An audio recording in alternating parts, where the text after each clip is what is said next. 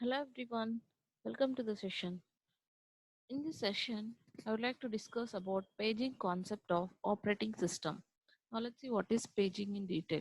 So we all know that our main memory, that is physical memory, is divided into fixed sized blocks called frames, and our logical address space is divided into fixed size blocks called as pages.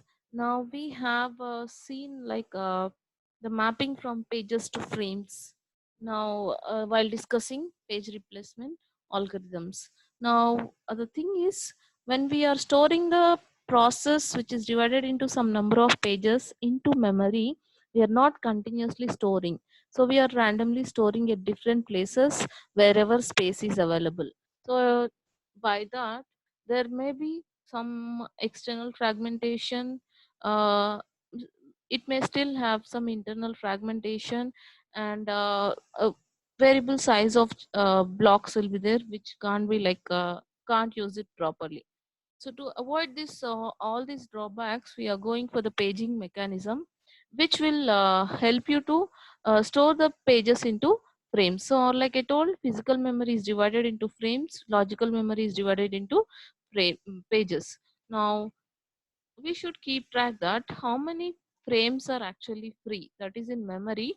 What are the frames are free, at which location they are free, we have to keep track of that. Now based on the available free frames, we will store the pages in that particular frames. Now to find out that page again when we are accessing, we need to use a paging table. So page table will help you to identify a particular page location in the frame.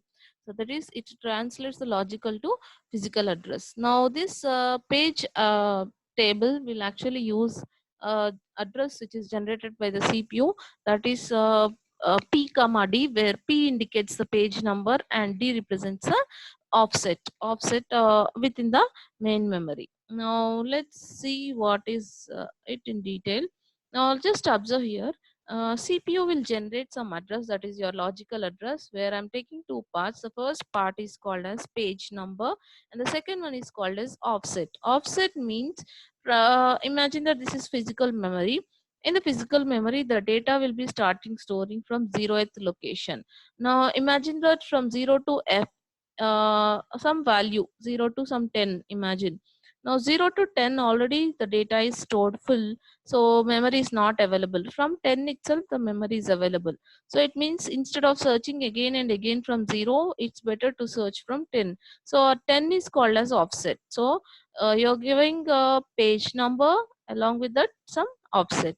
Now I'll just find out this page number in the page table. Now this particular page number will have an associated frame number. So for that frame number, I'll add up the offset value and then directly go to that particular location. So if I'll add up the offset value, I'll come to directly this location, and you can find the page here. So this is the basic hardware that you need for paging. Now let's see one model for this paging mechanism. Just observe, in the logical memory, I have four pages, that is for page 0 to page 3. Now in physical memory, I have some frames like 0 to 7. Totally 8 frames are there. Now I have to store these in that particular frames here. Now how you will store that means, you will use a page table. Now based on this page table, you can find out the particular location of page in the corresponding frame. Now let's observe where page 0 is. Page 0 is, if I'll go to the page table, page 0 is my index, that is 0 is my index. It will show the frame number as 1. It means that at first frame page 0 is stored. So let's go to the physical memory. At page 1 page 0 is stored. So likewise, we can use the page table to map the pages with the particular frame numbers. So this is the actual technique called as paging. Now to implement this page table, you need some registers. One register is called as PTBR, which is called as page table base register, which points to the page table. So it stores the address of that particular, so it points to the page table. Next is page table length register. In short, we call it as PTLR, which indicates the size of page table. Next is another thing is when you're trying to access the data every time, when you're trying to access the page every time, imagine that in the previous example I have accessed page 0. Now I left it. Now after some time again I'm accessing the page 0. So again you have to go to the page table and you have to go to that particular location. Imagine that I have used page 0 for 10 times, then 10 times you are accessing this page table and then you're going to the page frame, that is you're going to the frame. So this what you call repeated access of page table will actually decreases your accessing time. So what you have to do is to make it easier, to make the access simple, we'll be using one concept called as TLB, that is translation look aside buffer. So this will help you to fast lookup. So for this, this hardware is provided, which is also called as associative memory. Now let's see what will happen in this one. Now actually, when you're accessing the page in this page table, the recent before that, what you have to do is the recent pages whatever you have accessed will actually be stored in a temporary memory. We call it as cache. It's like cache memory. So here this TLB is a memory kind of thing where the recently accessed pages and their corresponding page frame numbers will be there. Now when you're accessing a page, first of all you just go to the TLB table, that is translation look aside buffer. If your page number is here, your frame number will be given, immediately go to the particular frame. So accessing this TLB is very faster. Imagine that whatever you are searching is not there in this TLB, then in that case you have to go to this page table. So if you found whatever you are searching, then it is called as TLB hit. Now if it is not present in this one, then we go to page table, and that its absence in this table is called as TLB miss. Now the performance of this TLB can be measured by the ratio of TLB hits. Next is in paging itself, we are providing the protection for all the pages by including some additional bits for each page. That bit you'll decide it as either valid bit or invalid bit. Now let's see this example. Now we have some pages, we have some frames here. Now if you'll observe, page 0 is stored in second frame, that is second frame number. Along with that, I'm also giving its valid or invalid bit. So this bit decides whether it is legal page or illegal page. So page 0 is there in frame 2. So I'll go to frame 2, I'll find out the page 0. Now just observe page 6. If you'll observe, we don't have any page 6 here. It's not yet generated, been generated here. But if you'll see here, page 6 is associated with frame 0, which is actually illegal. It's invalid bit. So even if you'll try to access this, kernel will generate a trap here. So basically, this valid and invalid bit will provide protection against illegal access. So this is one more concept of paging. Now, another advantage of this paging is you can share the pages among more than one processes. Like let's see this example. We have three processes here, P1, P2, P3, and each of these processes have their own pages, few own pages. That is one page of each process is their own. Remaining three pages are actually shared among themselves. Like ED1, 2, and 3 are actually accessed by all the three. Now, if we will use separate frames for storing all these pages of each process, then we need 4 into 3, 12 pages here. So which carries actually duplicate. So instead of storing this one time, you're storing it 3 times. So what you have to do is, what you can do is, instead of storing this for number of times, we can store it for one time and can be accessed by all these processes one after the other. Now let's see how it is done. Now, first process, what it will do is it will construct a page table for its process. So, data 1 is at first location, ED 1, 2, 3 are at 3, 4, 6 location. So, at third location, you have ED 1, at fourth location, you have ED 2, and at sixth location, you have ED 3. Whereas data 1 is at first location.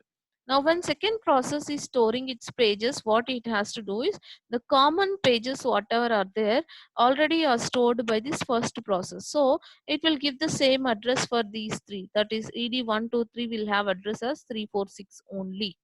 Whereas data 2 is a separate one. So for that it will allocate seventh frame here. Similarly, third process will have three same frames, whereas third data will have its second frame. So instead of occupying all the 12, we are just occupying only 6 uh, frames here. So this is advantage of sharing pages in paging concept. So till here we have seen about paging here. So we have seen how this paging is used for avoiding for making the allocation as non-contiguous. So normal allocation will be non-contiguous. It may suffer from external or internal fragmentation, which is overcome by a paging technique, where the pages are stored in a respective frames using a page table. This page table will have mapping from page numbers to frame numbers. Next thing is we have seen that page table access is simplified with the help of another table called as TLB, which is like acting like a cache memory. So it's accessing time in this will be very less. And then we are also providing the protection for pages using valid and invalid bits, and we are also providing the facility of shared pages accessing by more than one processes from the same frame. So these are the specialities of paging. Next thing we are going to see, the structure of page table means in how many ways the page table can be constructed. So page table can be in three ways. One is hierarchical, hashed, and inverted page table. Now let's see what is hierarchical. So hierarchical means imagine that you have thousands of pages, and I want to search from one page out of 1,000 pages. Then you have to search entire thing in one single page table, which is time consuming.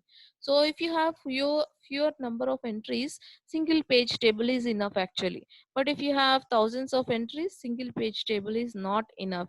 In that case, we'll refer to uh, um, multi-level page table concept like this. So we have two-level page table here.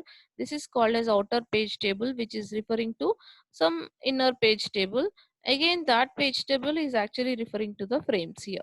So instead of directly referring from here to here, which is very difficult, you are referring that to inner subtable, inner sub page table. From there, you are trying to access the frame number. So this is two level. So like this, we can have three level, four level, and so on. And this is called as hierarchical page table. So just here, break up the logical address space into multiple page tables. A simple technique is to a low level, two level page table. We then page the page table. So this is hierarchical page table. So now let's see the next one, that is hashed page table. So what is hashed page table mean is instead of keeping the pages and frames randomly or sequentially, we'll arrange those pages using a function called as hash function. So every time when you execute a hash function, it will generate a unique identifier. So when a page has to be stored in the frame, first of all, based on the page number, hash function is executed. It will generate a unique number. In that unique number, your required frame number will be there. If any collision is there, it will have a chain to another number, another alternative number likewise. So you can go to that particular frame number, you'll get the particular page in that. So this is very quicker than the previous method. So this is about hashed table. Next is inverted page table. Now inverted page table is in the previous cases, what we have done is we have dedicated a table for each process, whereas here the table is dedicated for the frame here. So it's like reverse. So based on the frames page table, we can easily find out the page number. But here one drawback it has, That is, it decreases the memory needed to its advantage is it decreases the memory needed to store each page table, but drawback is it increases the time needed to search the table when a page reference occurs. Now this is the structure. So you have physical memory, you have CPU which generates the logical address. Now from that logical address I'll have a process ID and also this process page number. So both of them I'll use as an index, and I'll find out a particular page in that particular frame here. So here this is the page table. So using these two combinations, I'll find out a particular frame, and then I'll go to directly to that particular frame here. So this is about inverted page table. So I hope everyone understood paging in this session and structure of page table in this session. Thank you all.